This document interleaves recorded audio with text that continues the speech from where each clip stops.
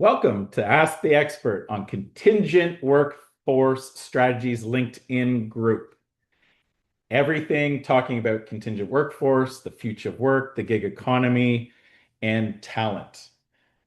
I have a really topical session today and a great expert to chat about this topic. And it's the topic of total talent management. And I think it's a topic that we've been talking about for decades, especially in the future of work and the contingent realms, talking about how we can bring all types of talent categories together under one roof. And so the topic is total talent management and the breaking down of the HR procurement silos. And I've got one of the best people to talk about this topic. Not only does he have a ton of history in talent acquisition, talent management, procurement, HR operations, he today oversees both the RPO and the MSP channels, as well as a bunch of other things in his current role. So James Fitzgerald from Thermo Fisher, so excited and so thankful for you to take time out of your schedule. I know it was a while to get this scheduled, so thank you for coming on today and talking about this really important topic, actually. My pleasure, Jeff, and hopefully I can live up to the hype in the introduction. Oh, I know. From our conversations, have always been very smart. And so, why is this topic actually so relevant now? Because this is something that we, like I said in the intro, we've been talking about total talent management for such a long period of time. And it has always been a pipe dream somewhat, where and the topic of silos is really relevant too, because it's very siloed. Talent acquisition typically was managed, for full-time FTE hiring, and then you had the contingent run by either the MSP or, procurement often owned it. And although you're talking talent and people, it often wasn't under the same realms. And even if it was in the same realms, let's say under HR, it often was run by two very different who ran different groups who ran the full-time hiring and the systems around full-time hiring and the systems around contingent are very separate. So, you know, why is this so relevant today? I think, it'd be interesting to hear your perspective on it and why Thermo Fisher went this way to bring it under one realm. Yeah, of course. I think, our industry loves buzzwords, and I feel like the buzzword of the year is workforce orchestration. Yeah. And, when you're thinking about that truly and what it means, it's about connecting, the strategy, the talent, the technology, but also the execution, right, across HR and talent acquisition and not treating them as separate functions. We are certainly on a journey to do this. I would not say we're doing it perfectly yet. We implemented Allegis Global Solutions as our managed service provider back in 2023, and then shortly thereafter made them our RPO provider as well. And in doing so, we really felt that we needed our sites across the globe to be more deliberate in how they are looking at talent. Oftentimes, what we would find at a lot of our high volume sites in particular would be that they're going after the agencies on the contingent labor side would be going after the same exact talent that we were going after on the full-time side. And we would, in essence, be competing with ourselves. Yeah. And I think that was really the low hanging fruit for us, was to really get ahead of that and have a better, more deliberate employer brand strategy, recruitment marketing strategy in these areas. And then that it's evolved over time, where now AGS is actually supporting some more of our corporate functions roles, and we're kind of looking at it outside of just really that warehouse space where we initially started. But talent is out there today and wants things to move quickly, and and we need to not get in our own way. And a lot of times I felt, we were previously doing that. I know a lot of you hear that from staffing agencies, MSPs, right? The client getting in their own way of hiring talent. I think that really is a barrier that gets removed with a strategy like this. Yeah, no, you're so correct in the, you know, going, making it, taking a step back and saying, okay, what are we really doing? We're trying to help this person find a role and us to find the talent we need. And you may be dealing with the same person, right? The same candidate, the same talent, but you'd have three different departments calling them for different Exactly. opportunities. And if you No, think about 100%. the frustration you would have when you're on the phone trying to get customer service and someone says, "Oh no, that's not my realm. I'll transfer you to the next person." And they go, "Oh no, no, no, I can't help you. I'll transfer you to the next one." Guess what the candidate experience like and the brand reputational experience that they're having when that happens. You know how frustrated you get as a customer. It's the same from a candidate perspective. And And you like, take that perspective now, you're 100% right. And you take that, you layer in AI and all of the automation involved in a lot of the processes now, and it becomes even 10 times that, right? So if you're not really deliberate in how you're using technology, how you're using AI and using the strategy overall, it becomes even more challenging from a candidate perspective. 100%. So, you can say a better candidate experience, right, as one of the benefits, but like taking a real holistic step back and saying, okay, why did we do this? And what are some of the ROI drivers and the benefits that we're starting? We may not, like you say, you're on your journey, may not have identified them fully yet, but we know that they're there and we're moving towards this and getting those benefits in the door. What were some of the benefits you identified? Well, we have a lot of fluidity in our business, right? Especially being in the healthcare, life sciences space right now over the last 2 years with so much changing from a geopolitical and macroeconomic standpoint. Our volume is up and down throughout the course Yeah, of a year, right? So if you don't have a built-in flexible strategy within some of your locations and you're just kind of in this higher fire cycle, to your point around brand reputation, you quickly lose the brand reputation that you develop in some of these markets, and you're not able to get the top talent anymore. So I would say having looking at it from both lenses really allows you to say, okay, the right workforce mix for me at this site is a 70-30 split or a 60-40 split. And then really be more intentional around conversion strategy. And how am I converting these individuals, right? Kind of the try before you buy model and saying, okay, this person is a right fit from a cultural perspective. This person is a right. So we're starting to see where we are implementing this, we are having better year over year retention already because we're seeing conversions go up so much within yeah, with the programs combining. So I would say that's really where the biggest value is coming from right now. And then also, not having to go through restructures or redundancies when the volume goes down. And then there's a lot of savings that necessarily don't even get accounted for on that are hard to quantify because think about things like outplacement services, unemployment costs, right? All of yeah. these downstream impacts to when you have to go through these higher fire cycles, having the built-in, foundation of this is what the mix should look like is just a better a better mindset from a business perspective. Yeah, for sure. And I not only it gives you the ability to resource plan as best as you can, and then on the back end, reaction, right? The reaction Yeah. to the changes that happen.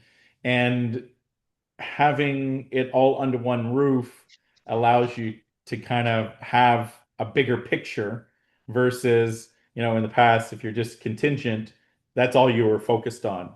And if you were full-time hires, that's all you were focused on.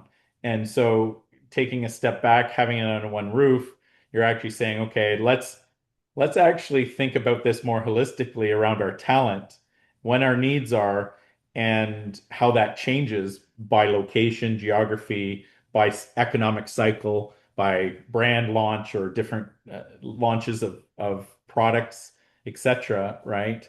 And then how does it all fit together is the nice thing. And you mentioned conversions, like that's a brilliant cost savings Yep. when it comes, and that try before you buy just drives cost savings, like you say, better retention, the productivity gains, right? By And there's already trying someone else out, they know what they're getting into, and then them converting into roles. Um, 100%. There's a big data element to it also, right? When you have the programs together, you're looking at data holistically. Because if I take a site, in a remote location, maybe contingent labor is not my best move. Maybe yeah, FTE hiring is my best move. But when you're looking at it together from a lens of, okay, how do I get the best talent regardless of channel? You have the data to then back that up. It allows you to be a much better partner to your business. Oh, 100%. And so I'm going I'm going on this path of technology, which is interesting, right? In the realms of FTE, you typically had your ATS, your career pages. It's very mature in terms of the technology to attract talent, engage talent, etc. You've got the contingent, which has traditionally been your VMS, right? And direct sourcing is come a long way since back in the day, but still less mature in terms of the technology stack for direct sourcing. That's plug into your VMS. How do you see it from a technology perspective? Because you mentioned data, and my guess is you've looked to unify the technology you're using as best as possible so you have more insight into the data. How do you see that, and what have you done? We are very lucky to have a people analytics and digital team within HR operations at Thermo Fisher who have built our own Power BI dashboards, and we hold our own data lake. So we are using Workday Recruit on the ATS side. We're using Phenom People as our CRM, and we use Beeline as our vendor management system. We pull all that data back into our data lake and then create our own dashboards to be able to look at. Incredible. So Yeah. you've created a unified layer over the systems, and Yep. like at the end of the day, as the FTEs come in, they go into your HRIS system. Correct. Yep. As you've got the contingent, they get brought through your vendor management system for that kind of procure to pay process. And Correct. then you have the data upon it. Are you seeing a trend? And you mentioned conversions. Do you see it the other way where what you would have traditionally saw someone only wanting full-time, are you able to offer them a contract job? Are you seeing those types of situations happening to We're to get them into the organization? We're not there as much. I think, right? We a lot of our contingent labor program is, I would say, about 60 to 70% of it today is really on the manufacturing warehouse side. So a lot of light industrial. So we're not seeing it. We have opportunities to really start to do that more often. We've talked direct sourcing a little bit with AGS. It's probably a roadmap item in the next year or two. Just so much going on from an expansion standpoint of stuff that we're already doing and trying to build out global programs both for RPO and contingent. So direct sourcing will definitely be a piece down the road that we look at, and I think probably get more into being able to solve for some of that once we have that platform in place. Yeah, no, very cool.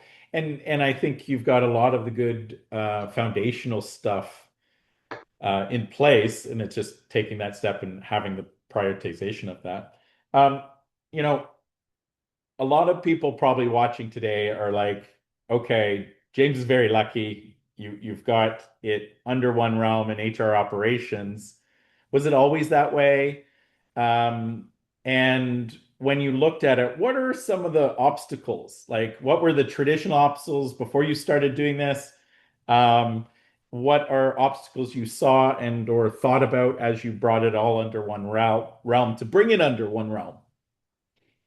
So it's really been a journey to answer your question. So it hasn't been overnight. I joined Thermo Fisher back in 2021, so just almost 5 years now, and I think 5 years next month. I actually came from the MSP side. I was part of the MSP that was supporting Thermo Fisher back in the day, and then Thermo Fisher ended up bringing me over. And my role started just in contingent workforce operations, and then expanded to be all of talent acquisition vendor management, and then ultimately became more broad. And so there's a bit of a unique structure within our organization where TA sits within HR operations. So I currently report into our VP of HR service delivery and dot into our VP of TA. It was a journey to get here, and I will say, innovative leaders and strong leaders on my side really saw the value in each different area where we put kind of this real strong vendor strategy in place, and they allowed it to grow into scale to become more effective. Yeah. So I would say I got very lucky with who the leaders were above me, and saw the vision of what we started within contingent labor, and said they they understood that the impact that we made within contingent labor didn't need to be unique to that, that it didn't need to be just staffing suppliers, that we can take that same approach and apply it to all of our vendors across originally the TA lifecycle, but then now the entire HR lifecycle. Mhm. And so, from an obstacles perspective, that what I heard there was traditionally there's some silos, right? Yeah. And often it's TA, it's HR operations, it's procurement, and figuring out where the programs lie is often an issue, and it's always a topic in the contingent realms. When you start to think about bringing your total talent acquisition, your total talent management, which often sits in three different fiefdoms together, that is an option for a lot of people where, like you say, you got a little lucky where they got together, had those discussions, and understood the value of bringing it together under one realm. Yeah, and it wasn't without challenges along the way, right? Yeah. I think I often describe my team when I'm explaining in like a 1 minute intro. My team operates as a bridge to procurement, right? So, and it didn't. It was we. There was the program originally started back in 2017. It was a Gen 1 program back in 2017. Sat within procurement, then went to HR PMO, then went to HR and some other weird pocket of HR, then ended up going to talent acquisition. And as my team, I've been able to create my team and kind of expand my team. We've said, okay, what are our common goals so that there's not this push and pull between the different functions, right? So when you think about it from a procurement perspective, we have a great relationship with our procurement team, right? They own SOW, they own what procurement is supposed to own. Yeah. True staff augmentation, contingent labor, if procurement, and then this is not a knock on procurement in any way, but if they own that, how can it really be part of your talent strategy if it's just a cost saving mechanism, right? So it's like you have to figure out where are your commonalities and what you're looking for to drive both, because HR wants to drive savings just as much as procurement most of the Yeah. time. It's just a matter of how you're looking at it, how you're tracking it, and then like what strategies are you putting in place to make both functions look good. Yeah. And like, tell me a little bit more about your journey on the tech side, right? And that would also be something that I think would challenge program leads when they start to think about total talent acquisition or total talent management, total talent acquisition. Because you've said you've got a nice wrapper that's unified it on top, but underneath, you know, you've got multiple different systems which all are suitable for what they're doing. But how did you come to that? Okay, let's bring these together. Let's figure out a unifying layer on top of it. Like, tell us a little bit about that journey or the journey that your organization had gone through, because that's also a showstopper where this system is owned by this line of business. IT also owns it and maybe doesn't want to do changes. And I often like when I talk to vendors, newer vendors are like, I'm selling something that's the best since sliced bread, and why aren't these people just implementing my new technology like all that? And I often laugh and I go, because there is a window of opportunity for things, and in a corporate life, the moons all have to align. So, like, was there some obstacles at first, and then you figured out how to align moons, or how did that all come together? Yeah, I think that you have to kind of work backwards a little bit, right? Technology gets implemented often, but like the real differentiator is when the adoption takes place with the technology. And getting the buy-in to get there, you need to kind of create the business case and show how you're going to make that end user experience so much better.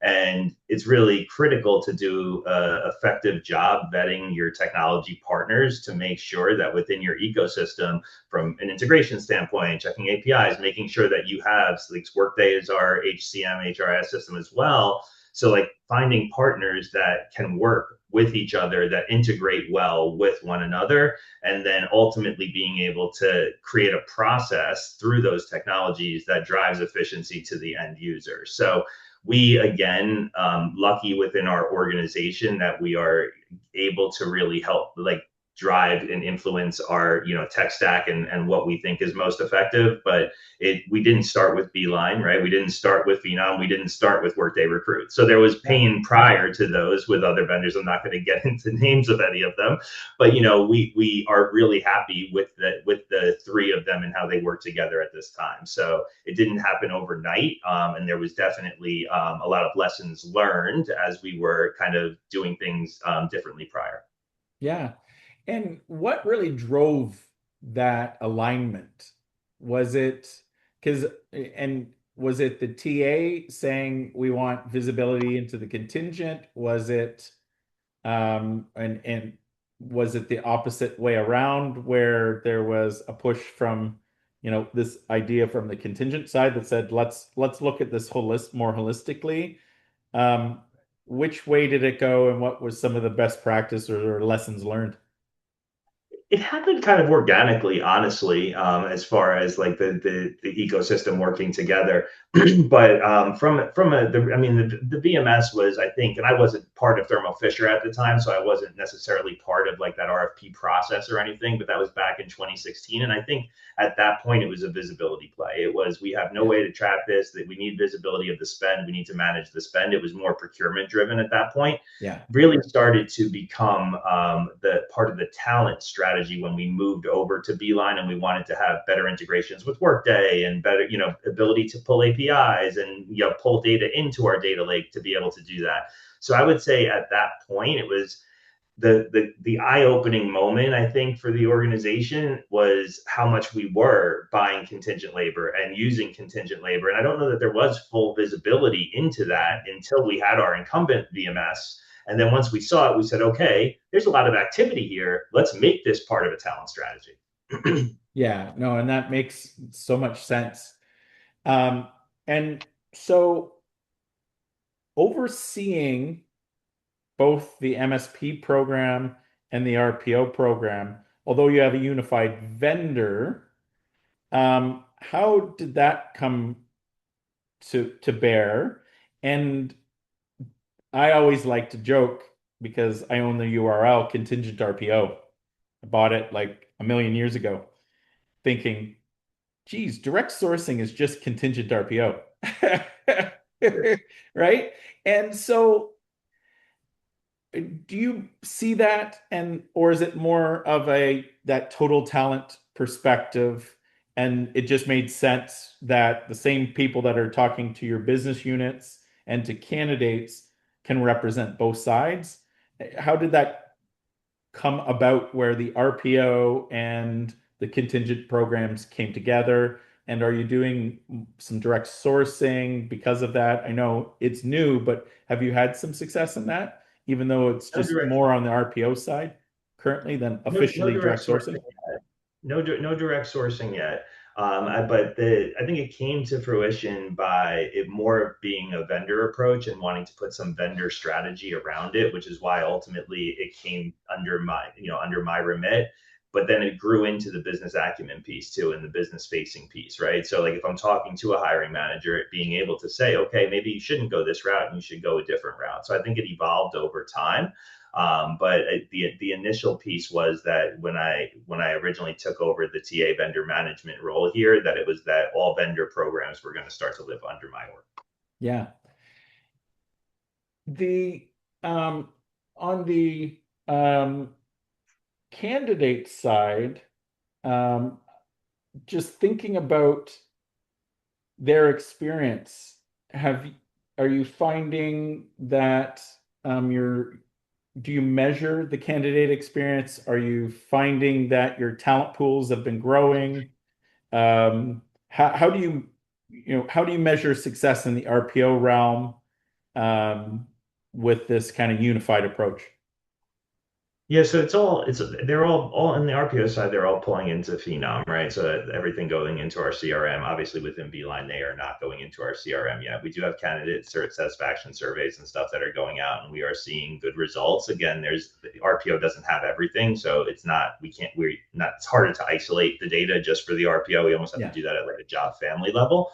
But I would say that we're getting there. I think understanding that more and building a more robust database of that is definitely some where we're heading with that and trying to get that with the RPO. Yeah. So you mentioned it, the buzzword of 2026, or at least this half of 2026, is orchestration, right? And I think you've set a great foundation around orchestration. And then thinking about technology, was on a couple of panels recently where, you know, AI is getting involved, right? And the vision of orchestration with technology where AI is helping with the decision making. Have you started to investigate that, or God forbid, start to implement AI in this level of orchestration? What do you envision this as a, and a trend, or what you're starting to investigate? We're in the excuse me, we're in the process of doing a lot. Some I can't speak to as of just yet because it's Yeah, still in the infancy stages. But from my perspective, right, the most successful AI implementations are not about automating everything. They're not about replacing people. They're about removing repetitive work, right? So yeah, that recruiters, your HR teams, your managers, that they could spend more time making the better human decisions. AI is only valuable when it's paired with strong governance and quality data and clear accountability, and that you still have that level of oversight from a human perspective. So I can say we have done a lot. What we have implemented is more on the automation front. From I think, and I think people get that confused sometimes yeah, too, like what's AI versus what's automation. And I think there's just a not a lot of clarity sometimes around which is which. And so we have implemented Phenom People's high volume hiring automation module. So yeah, we are that is just for our warehouse workers and some other specific job profiles across the organization. And we are moving through that front end of the process of getting candidates in front of managers extremely quickly, leveraging knockout questions and specific requirements that need to be met and filled out by the candidate at the onset. And we've implemented fit scoring in certain pockets, but from a agentic perspective, we have a lot on our roadmap, and yeah. if we connect again a year from now, I'll have a lot more to say about No, that's very it. cool. And it is about not replacing people, but automating, at least at this point in time, and there'll be more change, but automating a lot of the grunt work, let's say, And and there's a lot creating of more it. There's speed. a lot of it. If you Yeah, think about like the day in the life of a recruiter or someone on a staff recruiter staffing agent, there's a lot of like little stuff that I think you forget about sometimes, and how much time and effort the silliness of like coordinating an interview, right? Like yes, how much time and back and forth can go into something that is seemingly so irrelevant from like a true someone trying to truly benefit, like as a recruiter. Like the amount of time that could go into scheduling an interview is wild. yeah, and that is a perfect, like, pain point. I remember in our operations in the EOR realm, like, the heavy lifting is always getting that person onboarded as quickly as possible. And the ops teams would say, whatever we can do to reduce the back and forth, because it's so time consuming and painful, and delays that happen with that. And so automation and implementing technology to help with that and make it easier for both sides to communicate and get through the process quicker, right? Like, Absolutely. I think the topic of breaking down the silos, getting back to that, you know, bringing everything under one realm, where I've heard the nugget of gold of having good data across the organization is important. And then bringing that technology layer on top of it will allow for that speed to happen and that automation to happen and all of those 100%. those things going forward. But you have to have that first good foundation of where is your talent, and bring it under one realm. So it's interesting the architecture you have. If you don't, right? And I hear this often, and I'm sure we've tried it in pockets, but we've been pretty deliberate with our AI strategy, I will say. And again, credit to the organization with having the right people kind of involved on the front end. a lot of times I think you see organizations, or I hear about organizations at least, layering AI or automation in for the sake of it without really trying to fix the underlying process gaps Yeah. before. If you're just trying to stick something on top of something that's already broken, you're just going to continue to get poor process, poor output, and poor data.